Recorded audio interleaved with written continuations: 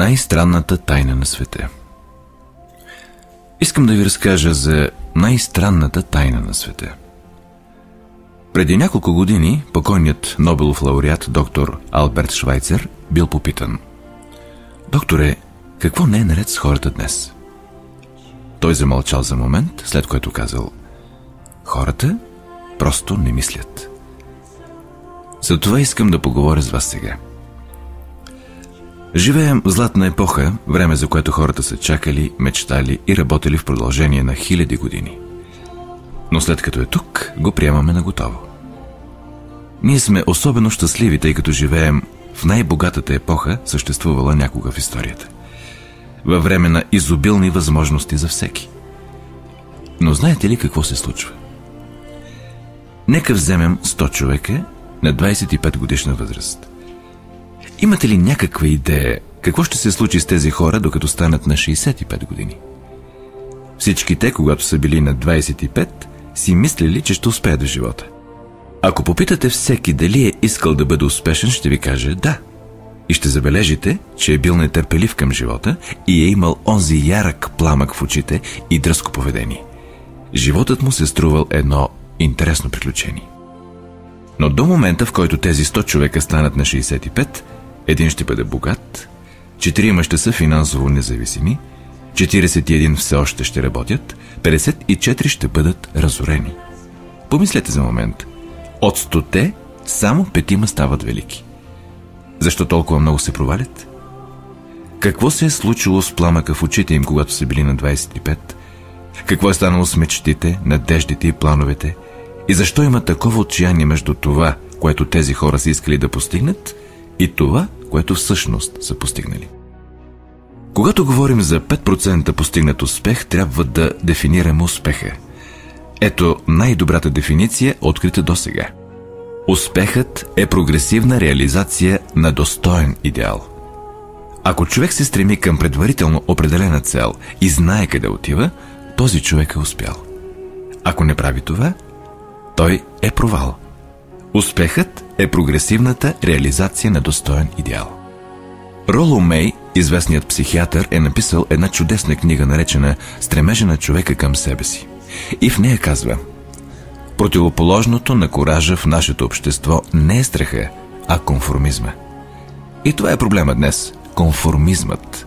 Хора, които действат като всички останали, без да знаят защо или къде отиват. Сега си помислете за момент.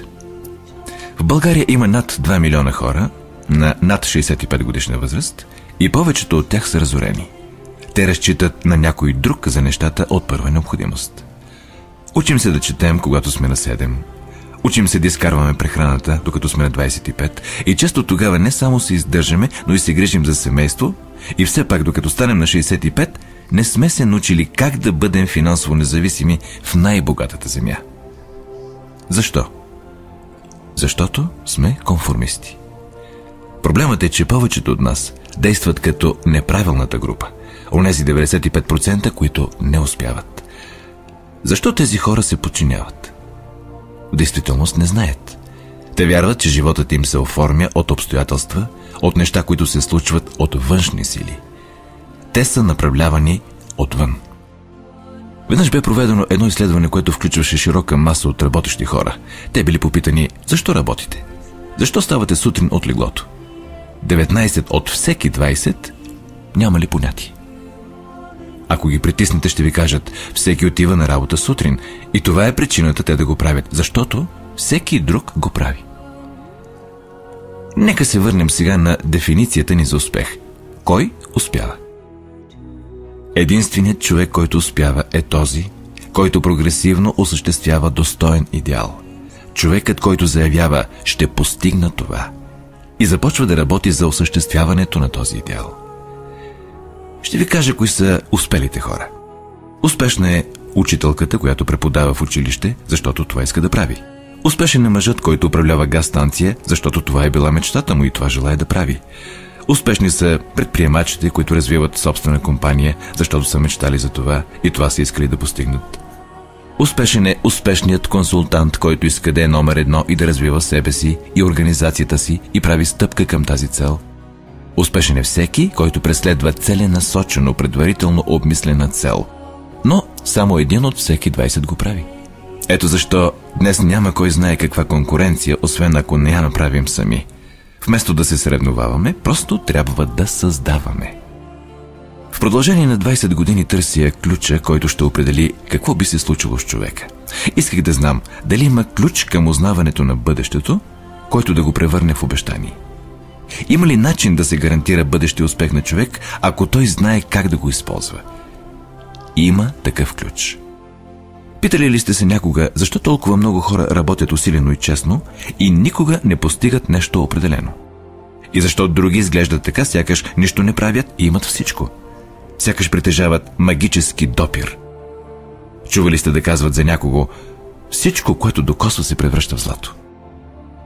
Забелязали ли сте, че този, който има успех, продължава да бъде все по-успешен?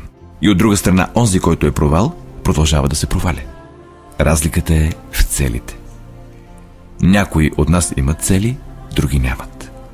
Хората с цели успяват, защото знаят на къде са тръгнали. Толкова е просто. Представете си един кораб, който напуска пристанището. Представете си го с цялостното планиране на траекторията на пътуването. Капитанът и екипажът знаят с прецизност къде отива корабът и колко време ще му отнеме да стигне там. Тук има дефинирана цел. И в 9999 от 10 000 случая корабът ще акостира там, където е трябвало. Сега нека вземем предвид друг кораб, точно като първия, но без екипаж и капитан на него. Нека не му даваме цел, нито предназначено пристанище. Просто стартираме двигателите и го пускаме. Мисля, че ще се съгласите с мен, че ако успее да излезе от пристанището, ще потъне или ще отиде на безлюден остров, изоставен.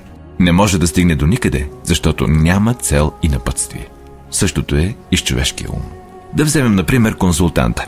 Няма никой друг на света, чието бъдеще да е по-светло от това на консултанта. Продаването е най-скъпо платената професия на света, ако сте добри и знаете на къде отивате.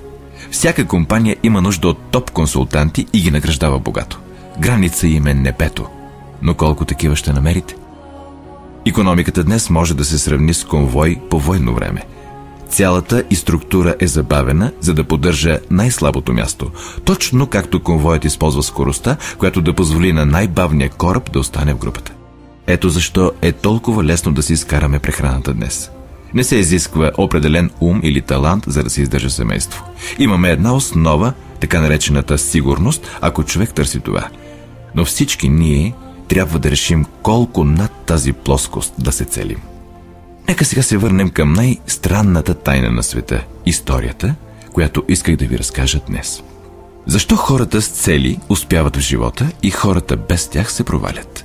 Нека ви кажа нещо, което, ако наистина разберете, ще промени живота ви веднага. Изведнъж ще откриете, че привличате късмета.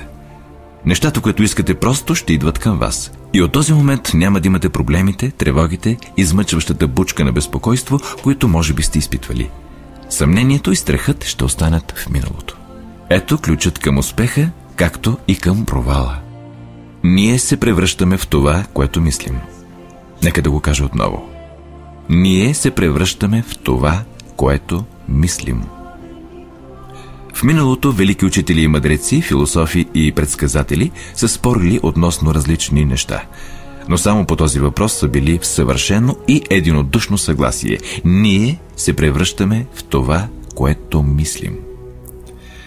Чуйте какво е казал великият император Марк Аврелий. Животът на човека е това, което той сам мисли за него. Бенджамин Дизрели е заключил: всичко идва, ако човек само почака. След дълги медитации съм дошъл до заключението, че човешкото същество с предварителна цел трябва да я осъществи и нищо не може да устои на волята, която оправдава справедливото съществуване на вярата. Казал е и следното: ако се интересувате достатъчно от определен резултат, със сигурност ще го постигнете. Ако искате да бъдете богати, ще забогатеете. Ако искате да сте учени, ще станете. Ако искате да бъдете добри, ще бъдете. И продължава: само трябва наистина да искате тези неща и единствено тях, а не в същото време да желаете 100 други неосъществими неща, също толкова силно. В Библията четем в Евангелието на Марк: ако може да повярва всички неща, в които вярва, са възможни за него. Старият ми приятел, доктор Норман Винсънт Пил, го е казал последния начин. Това е един от най-страхотните закони на Вселената. Пламенно искам да го бях открил като млад, но ме осени доста по-късно в живота и смятам, че е най-страхотното откритие, дори моето най-страхотно откритие извън отношението ми с Бог. Този закон накратко гласи: ако мислите негативно, ще имате негативни резултати. Ако мислите по позитивен начин, ще получавате положителни резултати. Този прост факт, продължава той, е в основата на невероятен закон за собствените качества и успеха. В 4 думи: вярвай и ще успееш. Уилям Шекспир го е казал последния начин: съмненията ни са предатели и ни карат да губим доброто, което често можем да спечелим, като не се страхуваме да опитаме. Джордж Бърнард Шоу е написал: хората винаги винят обстоятелствата за това, което са. Аз не вярвам в обстоятелствата. Хората, които идват на този свят, са тези, които се изправят и търсят обстоятелствата, които искат, и ако не ги намират, сами ги създават. Доста е ясно, нали? И всеки човек, открил това, за кратко е помислил, че е първият, който стига до тази истина. Ние се превръщаме в това, което мислим. Очевидно е, че човекът, който мисли за стабилна и достойна цел, ще я постигне, защото ние се превръщаме в това, което мислим. И обратно. Човекът, който няма цел, не знае къде отива и чието емоции са такива на объркване, притеснение, страх и безпокойство, се превръща в това, което мисли. Животът му придобива безпокойство, страх и притеснение. И ако мисли за нищо, се превръща в нищо. Как работи този принцип? Защо се превръщаме в това, което мислим? Ще ви кажа как работи. За да направя това, искам да ви опиша една ситуация, която е паралел на човешкия ум. Човешкият ум прилича на парче земя. Представете си, че един фермер има парче земя и тя е добра и плодородна. Земята дава на фермера избор да посее каквото пожелае в нея. Земята не се интересува от това какво е посято. Това зависи изцяло от фермера. Помнете, че сравняваме човешкия ум с земята на фермера, защото умът, както и земята, не се интересува какво посявате в него. Нека да предположим, че фермерът има 2 семена в ръката си. Едното е пшеница, а другото е беладона, смъртоносна отрова. Той изкопава 2 малки дупки и засажда и двете семена, и пшеницата, и отровата. Покрива дупките, полива ги и се грижи за земята. Какво ще стане? Земята неизменно ще даде това, което е засято в нея. Както е написано в Библията: каквото посееш, това ще поженеш. Помнете, че земята не се интересува. Ще произведе отровата в същото изобилие, както пшеницата. Така че се появяват и двете растения. Едното пшеница, другото отрова. Човешкият ум е много по-изобилен и невероятен от земята, но действа по същия начин. Не се интересува какво засаждаме – успех или провал, стабилна, достойна цел или объркване, неразбирателство, страх, безпокойство и така нататък. Но това, което засадим, трябва да се върне при нас. Човешкият ум е последният голям неизследван континент на планетата. Той притежава богатства, надвишаващи мечтите. Ще ни върне всичко, което посеем. Бихте попитали: ако това е истина, защо хората не използват ума си повече? Мисля, че са измислили отговори на този въпрос. Проблемът е, че умовете ни идват като част от стандартното оборудване по рождение. Безплатно. А нещата, които са ни дадени безплатно, ние не ценим достатъчно. Нещата, за които даваме пари, ценим високо. Парадоксът е, че точно обратното е истина. Всичко, което е стойностно в живота ни, идва безплатно. Умовете ни, душите ни, телата ни, надеждите ни, мечтите ни, амбициите ни, интелигентността ни, любовта ни към семейството и децата, и приятелите, и родината. Всички тези безценни притежания са безплатни. Но нещата, които ни струват пари, са всъщност ефтини и могат да бъдат заменени по всяко време. Един добър човек може да е напълно разорен и да забогатее отново. Може да го направи няколко пъти. Дори ако домът ни изгори, можем да го построим отново. Но нещата, които сме получили в замяна на нищо, не можем да заменим. Човешкият ум не е използван, защото го приемаме наготово. Може да свърши всяка задача, която му поставим, но като цяло го използваме за малки неща, а не за големите, важни въпроси. Така че решете сега, какво искате. Посейте целта в ума си. Това е най-важното решение, което някога ще направите в живота си. Какво искате? Да бъдете виден консултант, да блеснете в работата си, да постигнете определени позиции в компанията или общността си, да бъдете богат? Това, което трябва да направите, е да посеете това семе в ума си, да се грижите за него, да работите усилено към вашата цел и тя ще стане реалност. Не просто ще стане, а няма начин да не стане. Виждате ли, това е законът, като законите на сър Айзак Нютон за гравитацията. Ако се качите на върха на една сграда и скочите, ще полетите надолу, никога нагоре. Същото е и с останалите закони на природата. Винаги работят, неумолими са. Помислете за целта си по спокоен и позитивен начин. Представете си как постигате тази цел. Нашата епоха е наречена фенобарбитолна. Време на язви, нервни сривове и успокоителни, когато медицинските изследвания са ни издигнали на нова платформа на добро здраве и дълголетие. Прекалено много от нас се тревожат и скъсяват живота си, опитвайки се да се справят с нещата по свои малки лични методи, без да научим няколко велики закона, които ще се погрижат за всичко вместо нас. Ние довеждаме тези неща при себе си чрез постоянство в начина ни на мислене.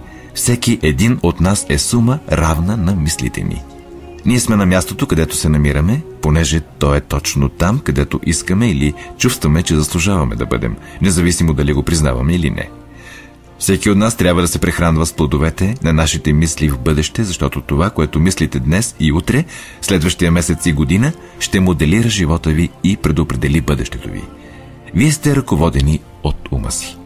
Спомням си, веднъж минавах през източна Аризона, забелязах един от онези гигантски багери да бучи с 35 мили в час по пътя с нещо, като приличаше на 30 тона буклук върху него. Невероятно огромна машина. И на върха й стоеше малък човечец с ръце на кормилото, управлявайки я. Докато си карах по пътя, бях зашеметен от подобието на тази машина с човешкия мозък. Просто си представете, че контролирате такъв голям източник на енергия. Ще си позволите ли да скръстите ръце, докато машината отива в канавката? Или ще държите с двете си ръце здраво волана и ще управлявате силата и към специфична, заслужаваща си цел? Зависи от вас.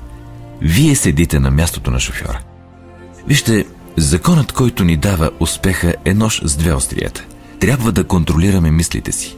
Същото правило, което може да отведе хората до успех, богатство, щастие и всичко, за което са мечтали, за тях самите и семейството им. Същото това правило може да ги отведе в канавката. Всичко се състои в това, как се използва за добро или за лошо. Това е най-странната тайна на света. Защо казвам, че е странна и защо я наричам тайна? Всъщност, съвсем не е тайна. Най-напред е оповестена от някой от първите мъдреци и се повтаря отново и отново в Библията. Но много малко хора са я научили или разбрали. Ето защо е странна и по еднакво странен начин фактически остава тайна. Вярвам, че ако излезете на главната улица във вашия град и питате всеки човек каква е тайната на успеха, най-вероятно цял месец няма да срещнете такъв, който да ви отговори. Тази информация е невероятно ценна за нас, ако наистина я осмислим и приложим. Безценна е не само за живота ни, но и за живота на хората около нас, семействата ни, служителите ни, колегите, приятелите ни. Животът трябва да бъде едно вълнуващо приключение. Никога не трябва да е скука. Човек трябва да се раздава изцяло, да бъде жив, трябва да сте доволни, когато се събуждате сутрин, трябва да работите нещо, което ви харесва, защото го правите добре. Веднъж чух реч на Гроув Патърсън, великият покоен главен редактор на Толедо Дейли Блейд. Като привършваше речта си, той каза нещо, което никога не съм забравил. Годините ми в вестникарския бизнес са ме убедили в няколко неща.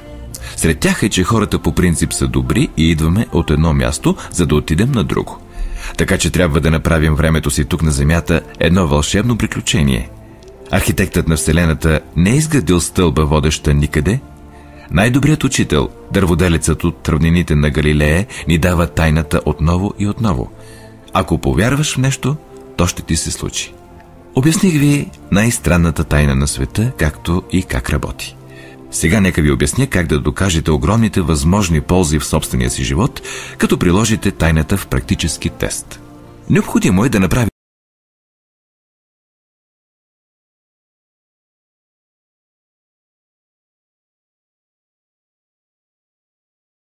един тест за 30 дни.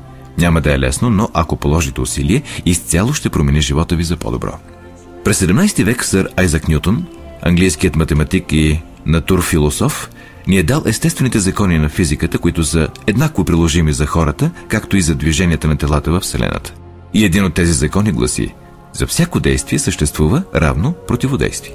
Казано по прост начин, както се отнася за вас и мен, означава, че не можем да постигнем нищо без да платим цената. Резултатите от 30-дневния експеримент ще бъдат в права пропорционалност на усилията, които сте вложили. За да бъдете лекар, трябва да платите цената с дълги години образование. За да бъдете успешни в продажбите, и помнете, че всеки от нас успява в живота до толкова, доколкото има способност да продава на семейството идеите си, да продава предимствата на добрия и честен живот на децата си и, разбира се, самата професия на продаване. Но за да успеем да продадем начина си на добър живот, трябва да сме готови да платим цената. Каква е цената? Всъщност е няколко неща. Първо, цената е емоционално и интелектуално да разберем, че буквално се превръщаме в това, което мислим, и че трябва да контролираме мислите си, ако желаем да имаме контрол над живота си. Напълно да разбираме, че колкото посеем, толкова ще поженем. Второ, да премахнем оковите на съзнанието си и да му позволим да се извиси до степента на божествено предназначение. Осъзнайте, че границите ви са наложени от вас самите и възможностите днес са огромни, отвъд вярата. Трябва да се извисите над тесноградата с прихавост и предразсъдъци. И трето, да използвате целия си кураж да се накарате да мислите позитивно за проблема си, да определите ясна и категорична цел за себе си и да позволите на невероятния си ум да мисли за тази цел от всички възможни ъгли, да оставите въображението си да действа свободно над много вероятни решения. Да откажете да повярвате, че има достатъчно силни възможности, които да предотвратят постигането на целта. Да действате веднага и решително, когато курсът ви е ясен, и постоянно да сте наясно с факта, че в този момент стоите насред собствения си акър от диаманти, както го е нарекал Ръсел Конуел. Като четвърто, пестете най-малко по 10% от всичко, което изкарвате. Също помнете, че каквато и да е сегашната ви работа, има страхотни възможности, ако сте склонни да платите цената. Нека припомним важните точки на цената, която всеки от нас трябва да плати, за да има невероятен живот. Той, разбира се, си струва всяка цена. Първо, мисъл. Ще се превърнеш в това, което мислиш. Второ, въображение. Помни думата въображение и позволи на съзнанието ти да се извиси. Трето, кураж. Концентрирай се върху целта си всеки ден. Четвърто, спестяване. 10% от това, което печелиш. Пето, действие. Идеите са безполезни, ако не действаме според тях. Сега ще очертая 30-дневния тест, който искам да направите, като имате предвид, че няма какво да загубите, ако направите теста, но може да спечелите всичко. Две неща могат да бъдат казани за всеки човек. Първо, всеки от нас иска нещо. И второ, всеки от нас се страхува от нещо. През следващите 30 дни следвайте тези стъпки, докато постигнете целта си. Искам да напишете на един лист какво желаете най-много. Може да искате да удвоите печалбите си или да направите определена сума пари. Може да искате красив дом, успех в работата, определена житейска позиция, хармония в семейството. Всеки от нас желае нещо. Напишете на един лист точно какво желаете. Опишете само една цел и ясно я дефинирайте. Не е нужно да го показвате на когото и да било, даже е най-добре да не го показвате на никого. Носете картончето с вас, така че да може да го гледате по няколко пъти на ден. Мислете за целите си по весел, отпускащ и позитивен начин всяка сутрин, когато станете, и веднага ще има към какво да се стремите. Причина да ставате от леглото сутрин, смисъл на живота ви. Поглеждайте картончето всеки ден и преди да си легнете. Докато го гледате, помнете, че ще стане това, за което мислите, и тъй като мислите за целта си, ще осъзнаете колко скоро ще я постигнете. Всъщност, тя е ваша в момента, в който я напишете и започнете да мислите за нея. Вижте изобилието около вас, което наблюдавате всеки ден на път за работа. Имате право на това изобилие, колкото всяко друго същество. То е ваше, ако го поискате. Сега стигаме до трудната част. Трудна, защото обяснява създаването най-вероятно на чисто нов навик. Новите навици не се формират лесно, но веднъж изградени ще ви преследват до края на живота ви. Спрете да мислите от какво ви е страх. Всеки път, щом неприятна или негативна мисъл ви дойде на ум, заменете я с мисловната картина на позитивна и заслужаваща си цел. Ще има моменти, когато ще искате да се откажете. По-лесно е за човек да мисли негативно, отколкото позитивно. Затова само 5% успяват. Започнете да мислите за себе си като част от тази група. За 30 дни трябва да поемете контрол над съзнанието си. То ще мисли само за това, което му позволите. През всички от 30-те дни на този тест правете повече, отколкото трябва. Като допълнение на веселата позитивна перспектива, давайте повече от себе си, отколкото досега. Правете това, знаейки, че това, което получавате в живота, ще бъде в права пропорционалност на това, което сте дали. От момента, в който си поставите цел и я задействате, вие вече сте се превърнали в успешна личност. Вече се намирате в рядката и успешна категория хора, които знаят на къде са тръгнали. От всеки 100 човека, вие принадлежите на първите 5. Не се безпокойте прекалено много как ще постигнете целта си. Оставете това изцяло на сила по-висша от вас. Отговорите ще дойдат по своя воля в правилното време. Това, което трябва да знаете, е къде отивате. Запомнете тези думи от притчата на планината и ги помнете добре. Дръжте ги близо до себе си по време на месечния тест. Питай и ще ти бъде дадено. Търси и ще намериш. Почукай и ще ти отворят. Защото всеки, който пита, получава. И който търси, намира. И който чука, му отварят. Толкова е невероятно и просто. Ако сте консултант, раздайте се както никога преди. Но не с трескав маниер, а със спокойна и весела сигурност, че добре отделеното време ще ви донесе изобилието, което искате и заслужавате. Независимо от работата си, вършете я както никога преди по време на 30-те дни. И ако сте се фокусирали върху целта си всеки ден, ще се възхитите и очудите на новия живот, който ще сте намерили. Доротея Бранде, изтъкнатата редакторка и писателка, открила това за себе си и го описва в книгата «Събуди се и живей». Цялата й философия е сведена до думите: действай така, сякаш е невъзможно да се провалиш. Тя е направила собствен тест с искреност и вяра и целият й живот бил променен от изумителен успех. Сега вие направете своя тест за 30 пълни дни.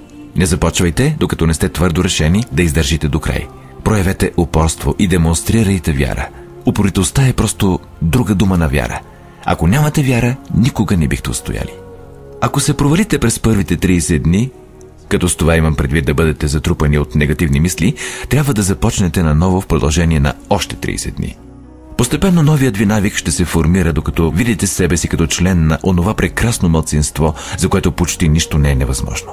И не забравяйте картончето си. На едната му страна напишете целта си, каквато и да е тя. На другата страна запишете думите от притчата: питай и ще ти бъде дадено. Търси и ще намериш. Почукай и ще ти бъде отворено. Защото всеки, който пита, получава. Нищо велико не е постигнато без вдъхновение. Направете така, че през първите 30 дни вашият собствен импулс да е на върха. Преди всичко не се тревожете. Тревогата носи страх, а страхът осакатява и парализира. Единственото нещо, което може да ви накара да се тревожите по време на теста, е, че се опитвате да постигнете всичко сами. Знайте, че това, което трябва да сторите, е да държите целта пред вас. Всичко останало ще се реши от само себе си. Помнете също да бъдете спокойни и ведри. Не позволявайте на дребни неща да ви ядосат и отклонят от пътя. След като изпълняването на този тест е трудно, някои ще кажат: защо въобще го правя? Ами, погледнете алтернативата. Никой не иска да се провали. Никой всъщност не желае да бъде посредствен. На никой не му се живее постоянно страх, безпокойство и безсилие. Следователно, помнете, че каквото посеете, това ще поженете. Ако сеете негативни мисли, животът ви ще се изпълни с негативни неща. Ако сеете позитивни мисли, животът ви ще бъде весел, успешен и позитивен. Постепенно ще има тенденция да забравяте това, което сте научили току-що. Пускайте си този запис често. Напомняйте си какво трябва да направите, за да формирате този нов навик. Събирайте цялото си семейство в равни интервали и слушайте това, което е казано тук. Повечето хора ще ви кажат, че искат да правят пари без да се съобразяват с закона. Единствените хора, които правят пари, работят в монетен двор. Останалите от нас изкарват пари. Това е причината някои хора, които търсят нещо в замяна на нищо, да се провалят в живота. Единственият начин да се печелят пари е като дадеш на хората услуги и продукти, от които имат нужда и които са полезни. Обменяме времето и продукта или услугата си с парите на другия човек. Следователно, законът гласи финансовата ни полза да е правопропорционална на обслужването ни. Нашият успех не е резултат от печеленето на пари. Печеленето на пари е резултат от успеха и успеха е пропорционален на обслужването ни. Повечето хора виждат този закон наобратно. Те си мислят, че си успешен, ако печелиш много пари. Истината е, че можеш да печелиш пари единствено, ако си успешен. Това е като историята с човека, който седял срещу печката и си говорил: дай ми топлина и след това ще сложа дърво. Колко мъже и жени познавате със същото отношение към живота? Има милиони такива. Трябва да сложим горивото преди да очакваме топлина. По същия начин трябва да служим на хората преди да очакваме пари. Не се ангажирайте с парите. Служете на хората. Изграждайте, работете, мечтайте, създавайте. Направете това и ще видите, че няма граница за просперитета и изобилието, което ще дойде при вас. Просперитетът се основава на взаимен обмен. Всеки човек, който допринася за просперитета, трябва да просперира. Понякога наградата няма да идва директно от онези, които обслужвате, но трябва да дойде при вас от някъде, защото това е законът. За всяко действие съществува равно противодействие. Докато трае 30-дневният тест, успехът ви винаги ще бъде измерван от количеството и качеството на обслужване, което отдавате, и парите са критерий и мерило за това обслужване. Никой не може да стане богат, ако не обогати първо другите. Няма изключение на това правило. Някога да сте се замислили за този критерий? Интересен е.